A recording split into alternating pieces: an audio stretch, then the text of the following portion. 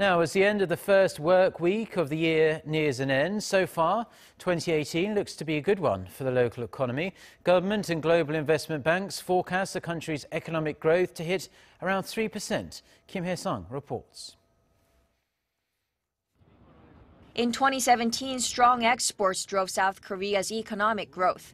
Thanks to a recovering global economy, South Korea's exports hit a record $573.9 billion last year, up 16% on year. The economy is expected to continue its growth momentum and expand by 3% in 2018. On top of this, in 2018, South Korea's gross national income is forecast to surpass the $30,000 mark for the first time in the country's history. But despite the bright outlook, there are still risks and uncertainties. One uncertainty comes from the free trade agreement renegotiations with the U.S. and China, South Korea's top two trading partners. Both are set to kick off this year, with the South Korea-U.S. free trade agreement renegotiations starting this Friday, in which Washington is expected to demand that Seoul further open up its agricultural and manufacturing sectors.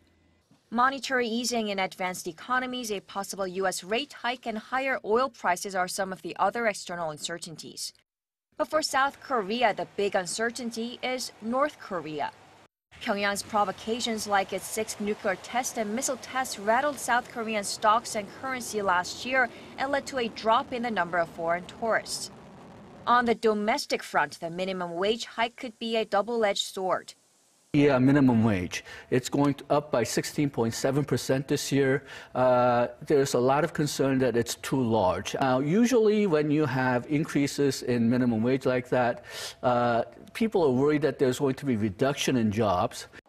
The wage hike could help raise domestic consumption, but it could also negatively affect hiring among small and mid-sized companies, while a higher corporate tax rate of 25% could dampen big companies' investment. Overall, South Korea's economic outlook for the upcoming year looks positive, but there are still a number of external and internal risks that will require well-coordinated monetary and fiscal policies in 2018. Kim Hyesung, Arirang News.